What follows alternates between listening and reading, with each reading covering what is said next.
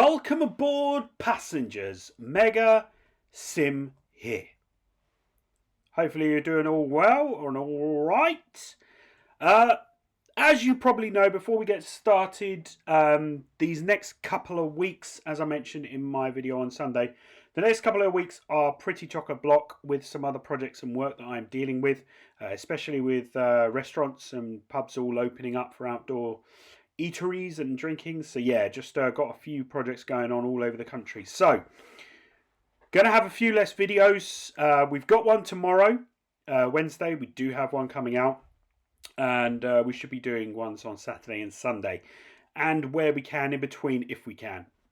So you'll see this video now, which is turns, shifters and manifests, which is all about Clinchfield Railroad. And then probably what I'll do is I'll probably bring out the Steam article that came out yesterday. I know it's late, but yeah, I've just been able to get home from some training. So yeah, so what we're going to do, just wanted to start with that, and then we'll just get going. So, Trains in Worlds, Clinchfield route coming soon. So no date. Gary Dozell, who visited the legendary Clinchfield, often shares information on its remarkable operations. So we're going to have all the photos that are from this news article that came out today, plus all the other images that we have received from Dovetail Games. So deep amid the stony cliffs, towering spires, and remote hollows of the American Appalachians, the Clinchfield put on one of the world's most memorable shows of tough, heavy, and urgent railroading. And that extraordinary and memorable style of railroading is coming soon to Trains in World with the Clinchfield Railroad route. So it was both an originator and forwarder of titanic amounts of coal, which is to say upwards of 15 to 20 million tons of black diamonds a year. And remarkably, as a link between the seaboard coastline on its south end and the Chesapeake and Ohio on its north terminus, the Clinchfield was a steel artery for priority manifest tonnage moving between the American Southeast and the Midwest. So Clinchfield's multiple route roles of hauling diverse tonnage combined with the rugged and often remote territory of the railroad crossed resulted in challenging and fascinating operations. Let's take a look at how the remarkable Clinchfield went about its business. King Coal. So coal was king on the Clinchfield.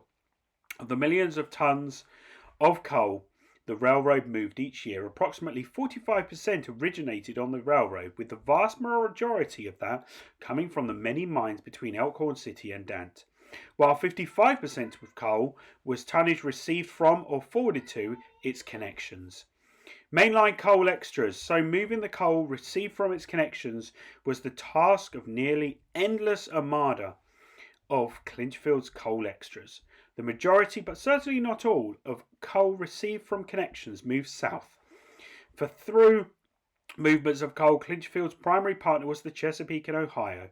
So the CRR and the C&O traded more than 110,000 coppers of coal each year. Coal tonnage coming off the C&O's busy Big Sandy subdivision arrived at Elkhorn City, and there C&O power and crews were exchanged for Clinchfield locomotives and crews, and the coal trains then proceeded south. These trains were run as extras on the CRR, and the heaviest of such were given rear helpers called pushers by the CRR crews from Elkhorn City to Dant. Northbound coal movements from CIR's connections were received variously from the Norfolk and Western at Booty Junction in St. Paul, Virginia, the Southern Interstate at Miller Yard of St. Paul, and Lewis and Nashville via N&W trackage right to Booty.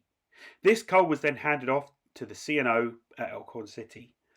So this is why it's called turn, shifters and mine runs. To collect and forward the mountains of coal that originated on the CRR each year, the Clinchfield operated a collection of trains it called turns, shifters and mine runs, or in more terms, general terms, locals.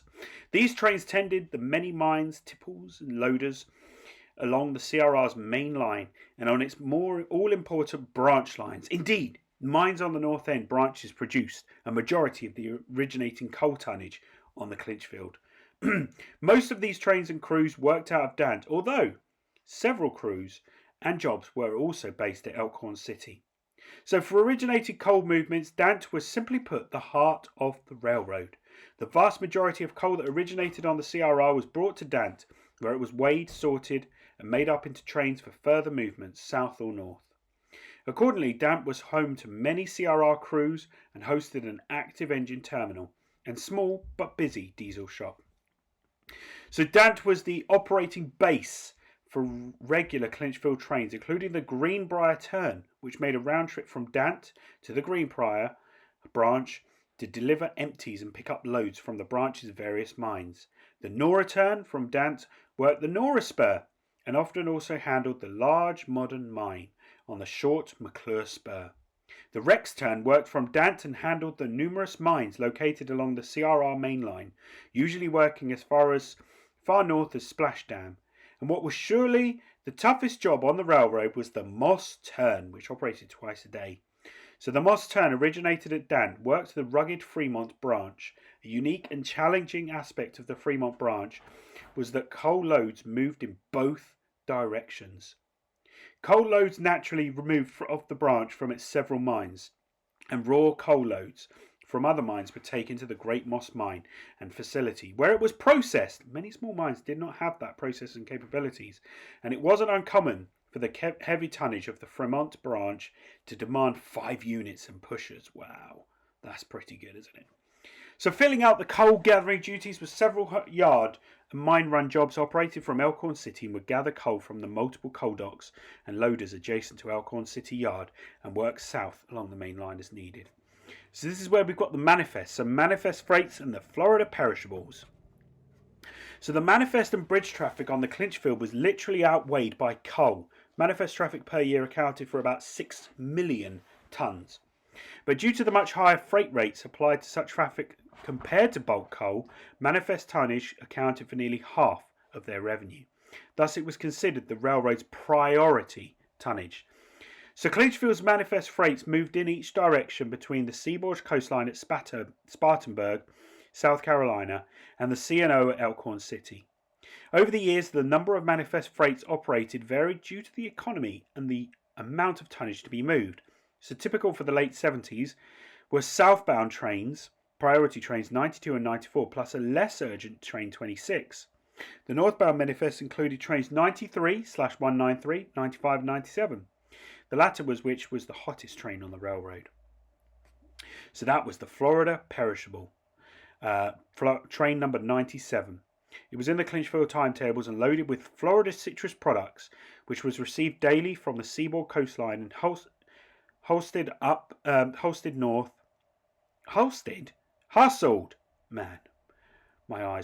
north by the CRR to be turned over to the C&O at Elkhorn City. The C&O then ushered the train on to Detroit for distribution of the products through the Midwest. For a railroad with roots in the coal hollows of Appalachia, the manifest and the Florida Perishable in particular gave the Clinchfield reason to proudly call itself the quick service short route. So, Train-Sidwell Clinchfield route in featuring the Clinchfield main line from Dant to Elkhorn City, along with the Fremont, Greenbrier, McClure and Nora branch lines and spurs. The upcoming Train-Sidwell 2 Clinchfield route promises all the variety and challenges of the legendary railroad. Accompanied with the F7 and the SD40 locomotives will be 80 and 100-ton coal hoppers, a 50-foot CRR boxcar, a Fruit Growers Express insulated boxcar, and a classic Clinchfield Santa Fe style steel caboose. And the action will be brought to life in a selection of scenarios, plus a remarkable collection of approximately 50 timetabled services. Nice. So we've got some shots of Train-Sidwell 2. So deep amid the towering spires and remote hollows of the Appalachians, the Clinchfield put on one of the most remarkable shows of tough, heavy and urgent railroading. So we get the crossing of the Hill Mills Bridge near Splash Dam, Virginia. Snowdress Morn of the Appalachians, southbound coal extra departs Elkhorn. And crossing the Pool Point Trestle. So some really, really decent images that we're really looking forward to seeing here. Seeing some main line coal extras and the grandiosely named Atomic Loader, which we also get to see. And Dant, the heart of the railroad's coal operations. So we get the F7, the SD40, which we are really looking forward to seeing, the Greenbrier turn, so serving mines on those various locations as well. We've got the caboose, that's nice to see. The Blue Diamond mine, the coal being able to be loaded on both ends, and also I'm just going through because hopefully we're going to get an image. I think that is the image there of the insulated boxcar for the fruit. So yeah, lovely images that we've got in today's video, in today's news article. Link in the description below, of course. But all the images you see in today are all the images we've received so far from Clinchfield Railroad. So thank you to Dovetail Games. All copyright goes to them, but we're showing them from the news article. But no, thank you very much for watching. Don't forget to subscribe for more videos from MegaSim. As I said, these next couple of weeks are quite busy, so we may have a few less videos, but you know, we will try and keep going. But yeah, if you haven't already, have a look at some of the older videos and take a look at them and see what you think, because you know, we have changed a lot since we first started. So yeah, just have a look at the differences that we've got in there. But yeah, have a great day. We will see you on the next video. This is MegaSim out of here. Thanks. Bye. See you later, guys. Bye.